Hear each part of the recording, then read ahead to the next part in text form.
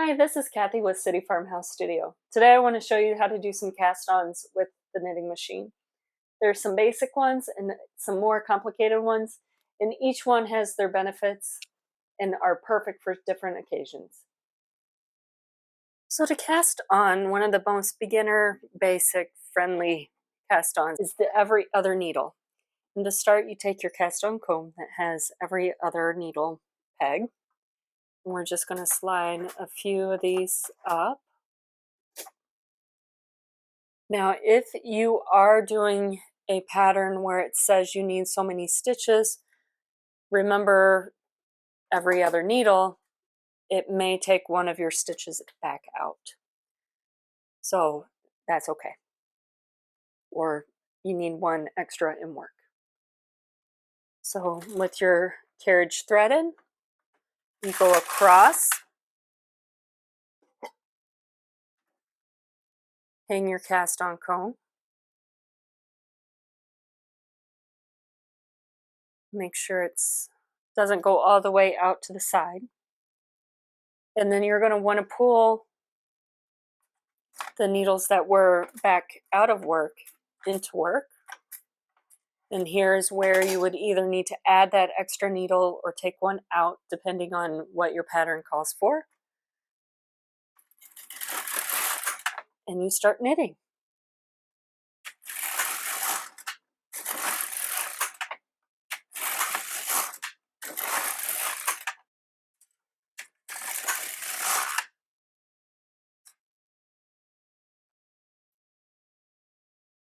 So here's that edge, just on a swatch. You can see it is not the prettiest edge. There's this loose yarn. You can pull it, the tail end. It does match the gathered bind off where you take a needle and just gather off your leftover, the stitches at the end that are left in work for bind off. This is great for gauge swatches or just swatches in general, but you would not want this on a finished garment unless you are going to pick that up and then crochet into it. But it is not a finished hem, but it is quick and it's very easy to do. Another option for casting on is the weaving cast on. However, on an LK150, I'm not able to do that. It replicates the every other needle appearance, but you do the 2 rows of every other needle in that second row all in one go. Now, some machines are able to cast on without using a cast on comb to pull weight down so that they can knit off. I just never have much success, and I would like to know that my time at the machine is going to be as less stressful as possible, so I always use the cast on comb and just keep on moving forward. If I'm working on a garment, I start with the every other needle and a cast on comb, but I use it in waste yarn or yarn that I have extra of, something that I don't care if in the end I actually end up pitching it and getting rid of it. And I just start with a few rows of it.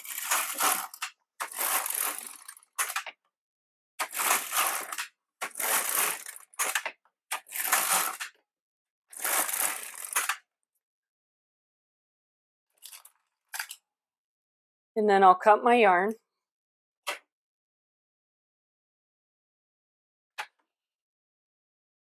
And then I use Ravel cord, and it's a thin nylon string that is very slippery. And I thread it through my carriage. And then hanging it over my arm out of the way with a loose grasp on it, I knit 1 row.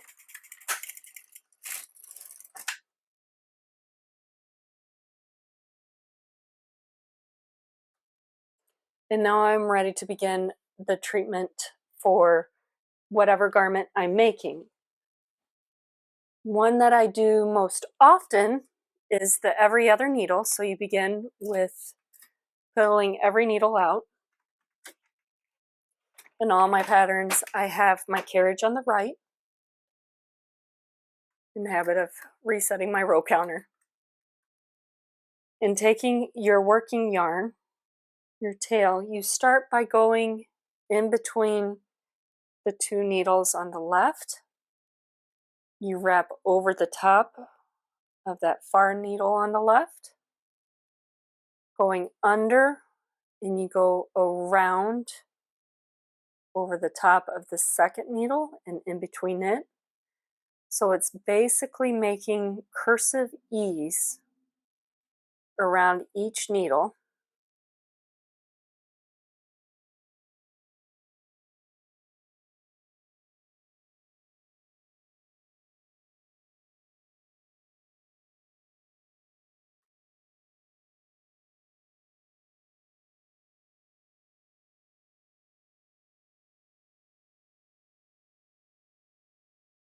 And I go over the latches, these on the needle that slide up, in just a light tension so that they will knit off easily.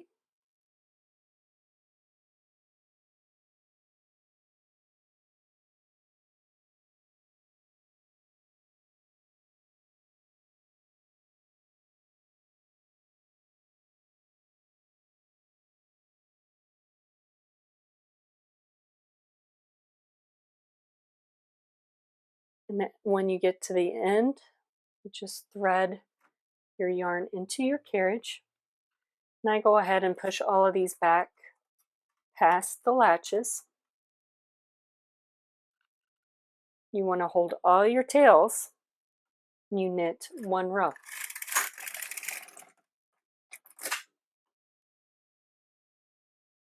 And then you begin knitting.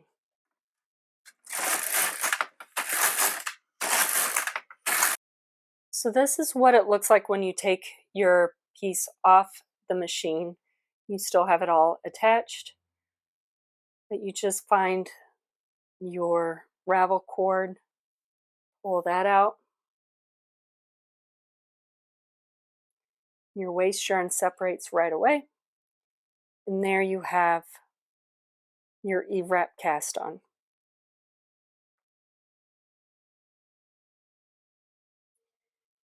It does curl,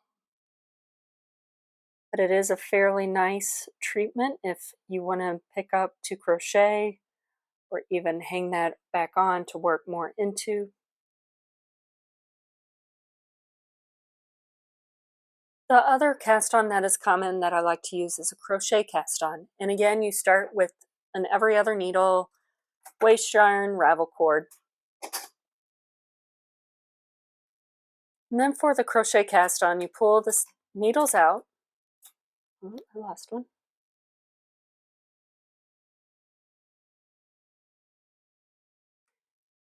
And I'm going to take the end of my working yarn, and we're going to make a slip knot on our latch tool. So making a loop with the tail going up to the mast on top, insert it from the front, pull the top loop in, and then pull the tail to form that knot. Now I want to place that on the underside of my first needle, my latch tool in between the first and second, and with the working yarn going up on the outside of the left needle, I want to work towards my carriage. And I'm just going to evenly pull that working yarn through the loop, creating a crocheted slip stitch. Now, depending on how big you make this loop on the bottom that you pull through, will determine how tight of a cast on it is.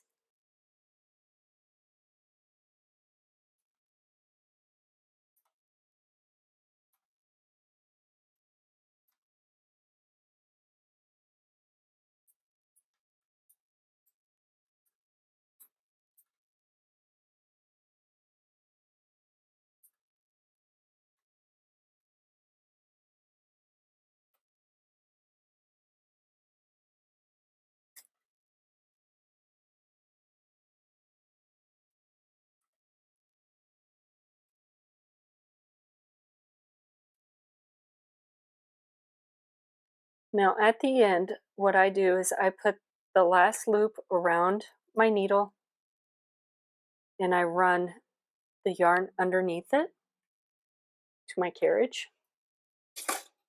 Make sure these are back behind the latches and you're ready to knit.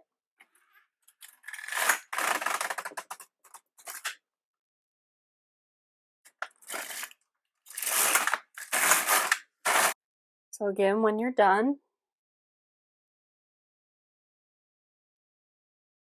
remove the Ravel cord and the waste yarn. And there you have a very nice slip stitched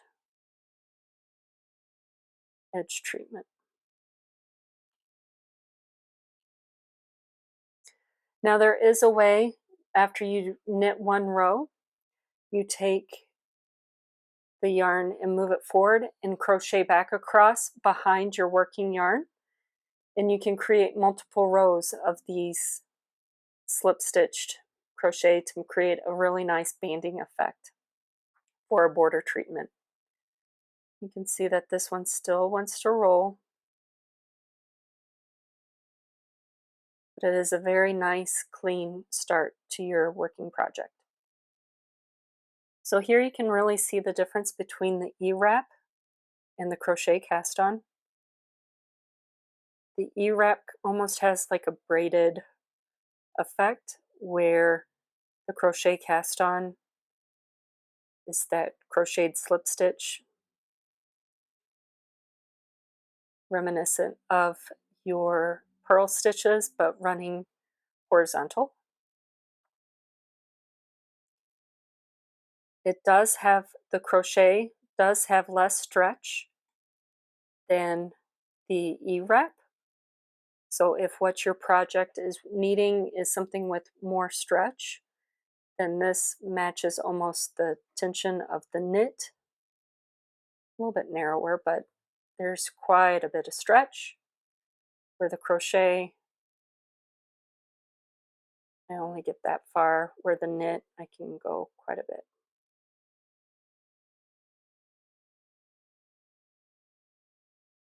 Now there are alternatives to both of these stitches. You can, holding two yarns, E-wrap, and it gives a heavier weight of a cording edge for a project. I've used that on my Summer in the City and Winter in the City's tops. For crochet, you can knit rows and then do another crochet edge behind the working stitches to create more levels of these bands of slip stitch appearances for a nice banded appearance. So another cast on is the open cast on, and that is where, again, you begin with your Ravel cord and waste yarn. But you just go ahead and start knitting as you would another row, and you continue on.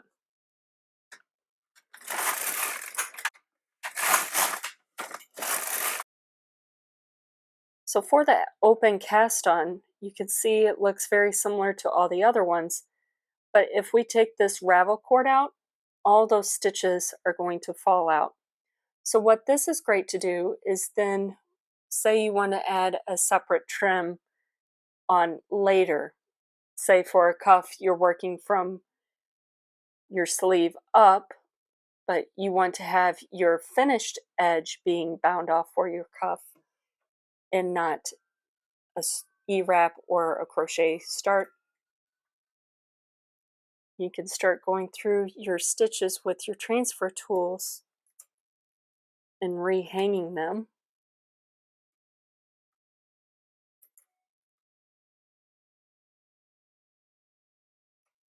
Like so, and you can continue on down the line so that whenever you pull out your Ravel cord, you have a raw edge stitch that you can then begin to work from.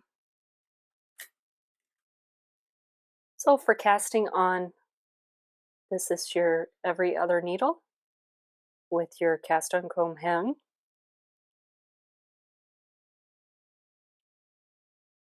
Your E-wrap,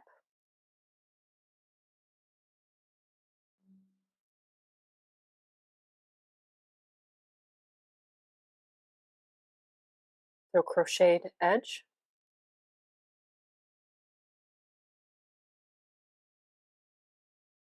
And then your open cast on, so you can pick up and continue on. I hope these methods help you decide what will be best for your project. Please be sure to like and subscribe so you never miss out on any other great patterns from City Farmhouse Studio. Thanks again. Bye.